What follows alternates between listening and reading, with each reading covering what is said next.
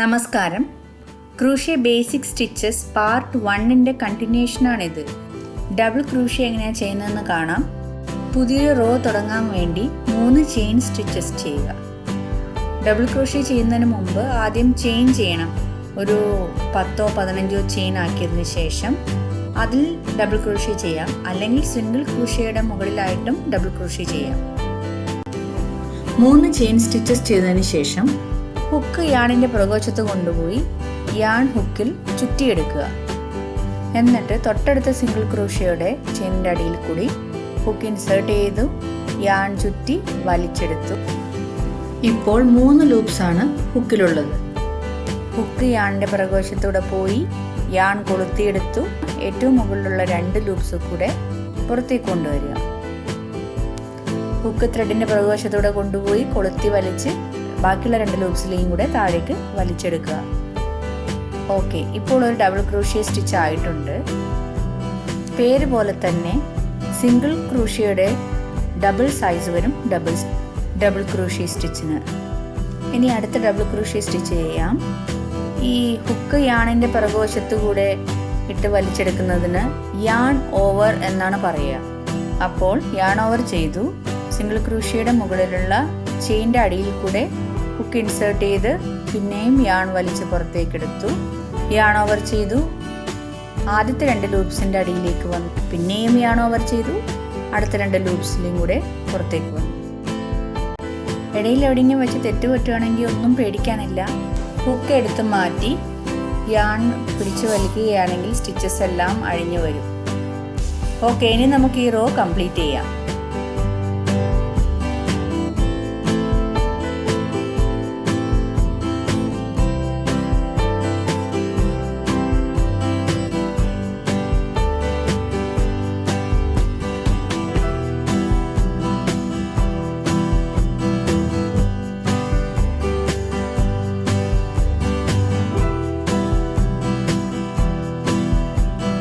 Stitches ഒന്നും tight ആയി പോകരുത്. നമുക്ക് വർക്ക് ചെയ്യാൻ പാകത്തിനുള്ള അയവ് എല്ലാ സ്റ്റിച്ചസിനും വേണം.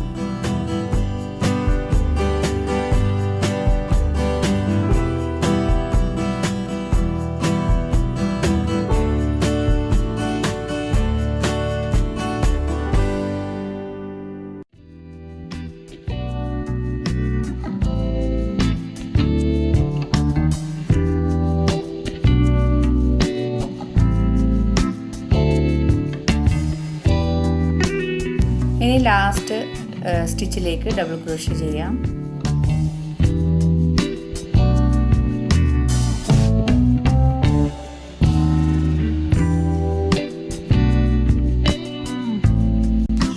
ഒരു റോ കംപ്ലീറ്റ് ആയിട്ടുണ്ട്.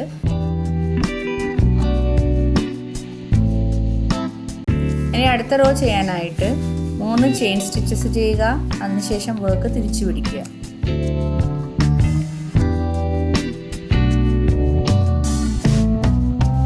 ഇനി നെക്സ്റ്റ് റോയുടെ ഡബിൾ ക്രോഷേ സ്റ്റിച്ചസ് തുടങ്ങാം. അപ്പോൾ ഇതിൽ ശ്രദ്ധിക്കേണ്ട ഒരു കാര്യം എന്താണെന്ന് വെച്ചാൽ, നമ്മൾ റോ തുടങ്ങുന്ന സമയത്ത് 3 ചെയിൻസ് ചെയ്തതിന് ശേഷം അടുത്ത ഡബിൾ ക്രോഷേ ചെയ്യാൻ തുടങ്ങുമ്പോൾ ആ ഡബിൾ ക്രോഷേ ചെയ്യേണ്ടത് തൊട്ടടുത്ത സ്റ്റിച്ചിലാണ്. ഈ 3 ചെയിൻസ് കിടക്കുന്ന അടിയിലുള്ള സ്റ്റിച്ചിലല്ല, തൊട്ട് അടുത്തുള്ള ചെയിനിലാണ് അത് ചെയ്യേണ്ടത്. എന്നാൽ സിംഗിൾ ക്രോഷേ സ്റ്റിച്ചസിൽ അങ്ങനെയല്ല.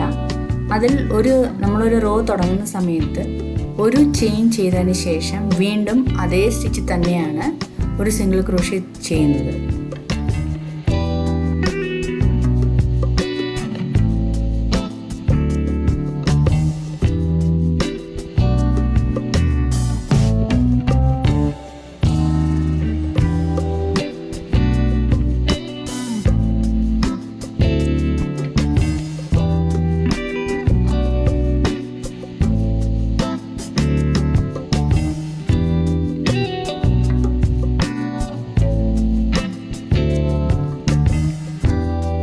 ഡബിൾ ക്രൂഷേ 2 റോസ് കംപ്ലീറ്റ് ആയി.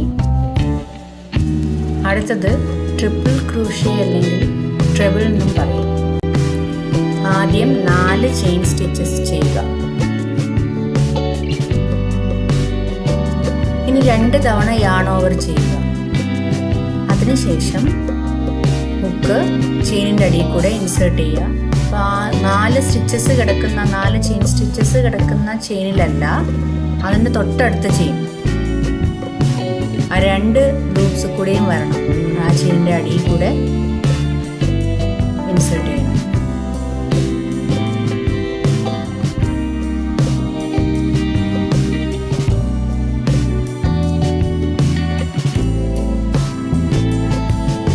ഇനി യാൺ ഓവർ ചെയ്യുക. എന്നിട്ട് യാൺ ചെയിൻ്റെ അടിയിൽ കൂടെ വലിച്ചെടുത്ത് കഴിഞ്ഞാൽ 4 ലൂപ്സ് ഹുക്കിൽ കാണാൻ പറ്റില്ല. ഡബിൾ ക്രോഷ്യ ഒക്കെ ചെയ്ത പോലെ തന്നെ അത് 2 വീതം നമുക്ക് ഓരോ തവണയും യാൺ ഓവർ ചെയ്ത് പുറത്തേക്ക് എടുക്കാം. ഇതാ ഒരു ട്രിപ്പിൾ ക്രോഷ്യ സ്റ്റിച്ച് ആയിട്ടുണ്ട്.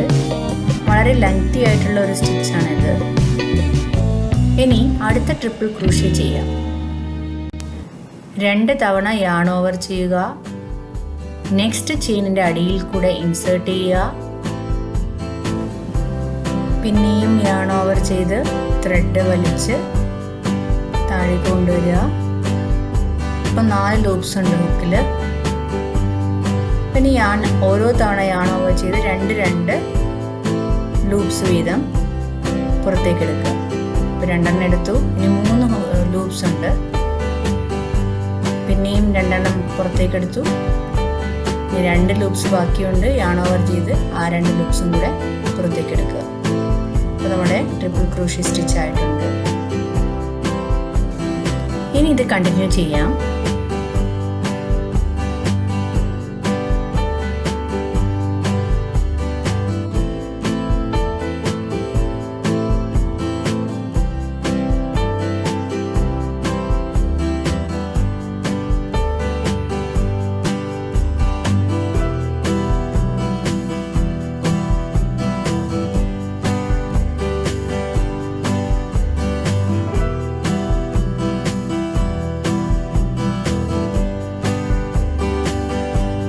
ഇനി ഈ റോയിലെ അവസാനത്തെ ട്രിപ്പിൾ ക്രോഷ്യയാണ്. അപ്പോൾ അത് ചെയ്യാൻ വേണ്ടിയുള്ള സ്പേസ് എന്ന് പറയുന്നത് ഡബിൾ ക്രോഷ്യയുടെ 3 ചെയിൻ സ്റ്റിച്ചസ് ചെയ്തിട്ടുള്ള ആ സ്പേസാണ്. അപ്പോൾ അവിടെയാണ് ഒരു ട്രിപ്പിൾ ക്രോഷ്യ ചെയ്യുന്നത്. അതല്ലെങ്കിൽ ഏറ്റവും മുകളിൽ കാണുന്ന ചെയിനിൽ കൂടെയും ചെയ്യാം.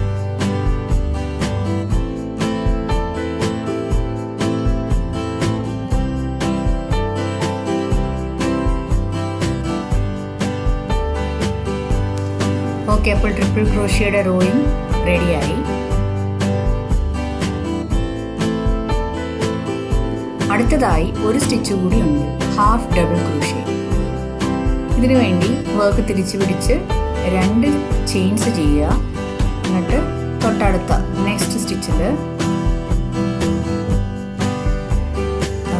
ചെയിൻസ് ഉള്ള സ്റ്റിച്ച് വിട്ടിട്ട് നെക്സ്റ്റ് സ്റ്റിച്ചിലേക്ക് ചെയിൻ്റെ അടിയിൽ കൂടെ ഹുക്ക് ഇൻസേർട്ട് ചെയ്ത്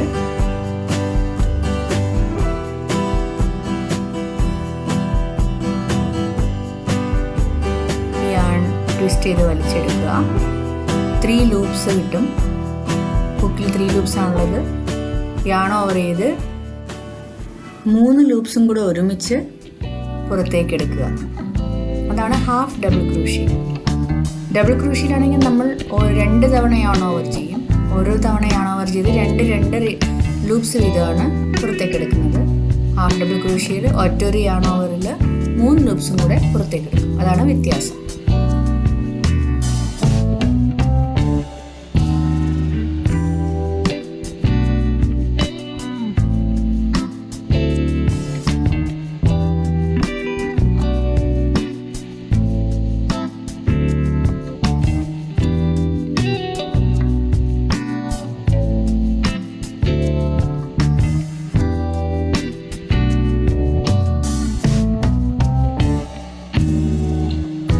ഇവിടെ ഞാൻ ഓരോ ലൂപ്പ് വീതം പുറത്തേക്ക് എടുക്കുകയാണ്.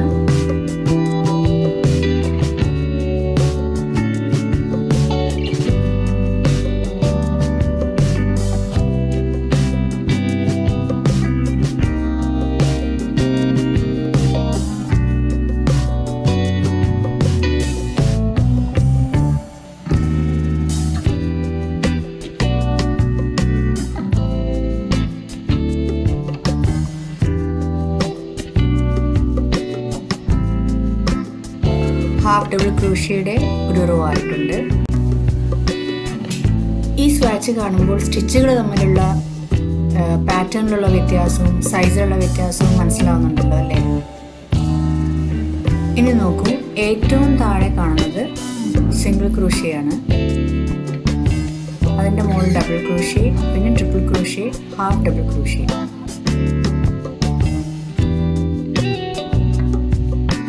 ഇനി ഈ വീഡിയോയുടെ ലാസ്റ്റ് സെക്ഷനാണ് സ്ലിപ്പ് സ്റ്റിച്ച്. എങ്ങനെയാണെന്ന് കാണിച്ചു തരാം. ആദ്യം ഹുക്ക് ചെയിനിൽ ഇൻസേർട്ട് ചെയ്തതിന് ശേഷം യാൺ ഓവർ ചെയ്യുക. യാൺ അടിയിലൂടെ എടുത്ത് ഹുക്കിലുള്ള ലൂപ്പ് പുറത്തേക്ക് എടുക്കുക. അതാണ് സ്ലിപ്പ് സ്റ്റിച്ച്. ഒന്നുകൂടെ നോക്കാം. യാൺ ഓവർ ചെയ്യുക, യാൺ ചെയിനിൻ്റെ അടിയിൽ കൂടെ എടുക്കുക, ഹുക്കിലുള്ള ലൂപ്പ് പുറത്തേക്ക് എടുക്കുക.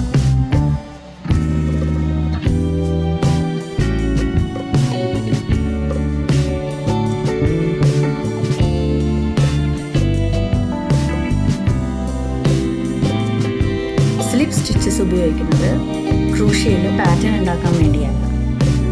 അധികവും പാറ്റേൺസ് ജോയിൻ ചെയ്യാനും ഒരു സ്റ്റിച്ചിൽ നിന്ന് വേറെ സ്റ്റിച്ചിലേക്ക് കുറച്ച് ദൂരെ വരെ മൂവ് ചെയ്ത് പോകേണ്ട ഒരാവശ്യം ഉണ്ടെങ്കിൽ അവിടെ പാറ്റേൺ ആവശ്യമില്ല, പക്ഷേ നമുക്ക് ത്രെഡ് കുറച്ച് മുമ്പോട്ട് കൊണ്ടുപോകും. അങ്ങനെയൊക്കെയുള്ള കാര്യങ്ങൾക്ക് വേണ്ടിയാണ് സ്ലിപ്പ് സ്റ്റിച്ചസ് യൂസ് ചെയ്യുന്നത്.